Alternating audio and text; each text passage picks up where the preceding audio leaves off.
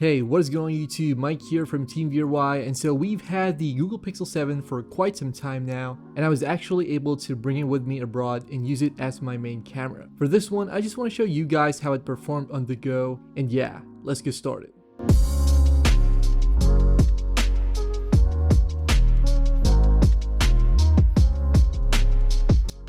Alright, so recently I was able to go on a trip to the Philippines along with my wife, and for this trip I brought along the iPhone 14 and the Pixel 7. With that said though, I had my Philippine SIM card in the Pixel and I used it as my daily driver during our holiday vacation, mostly for its camera performance. Now before we proceed with this video, we actually have a number of Pixel 7 videos here on the channel, and if you guys want to check out those videos, I will drop some links in the description below, as well as links to our other videos here on Team VRY. With that out of the way, let's get to the video.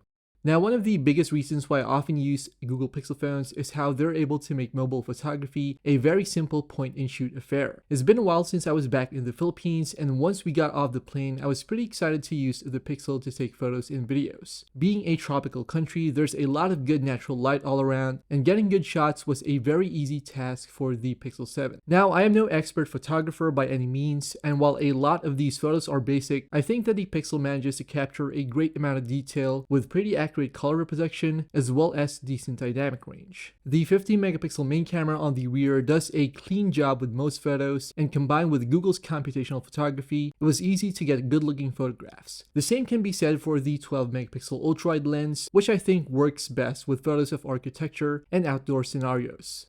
One disadvantage of the Pixel 7 in terms of hardware is the lack of a macro or telephoto lens, but this is hardly a problem with the phone as it still manages to take good looking close-up shots, a lot of which I was able to shoot via portrait mode on the phone. With that said, I was impressed with the level of edge detection in portrait photos and even simple close-up shots. In particular, food shots look terrific with portrait mode with great detail all around.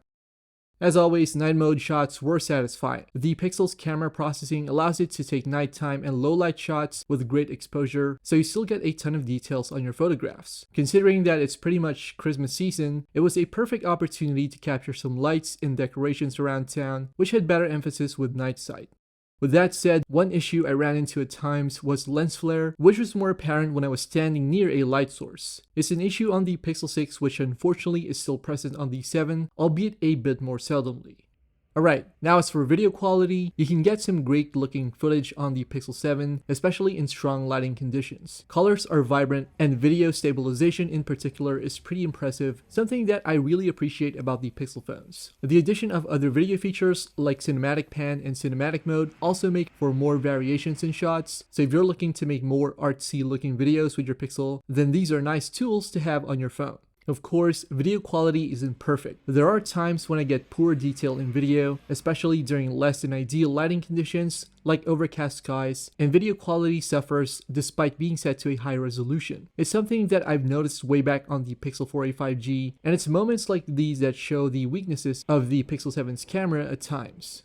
Complaints aside, I had a terrific time using the Pixel 7 as my main photography device, and the fact that it was able to work with a local SIM card in the Philippines was an added bonus. Unfortunately though, I wasn't able to get 5G, but my LTE connection was pretty fast enough. Going back to the camera, the Pixel 7 will be more than enough for mobile photography, especially for social media apps and occasional short-form content. The terrific camera software, impressive video stabilization, as well as features like cinematic video really came in handy during my trip.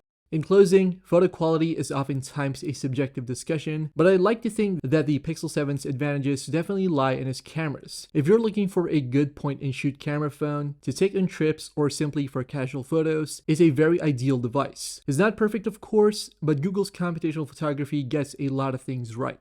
Now guys, we do have a lot more Google Pixel content here on Team VRY, so do check out our other videos. Thanks a lot for watching, and I'll see you guys in the next one.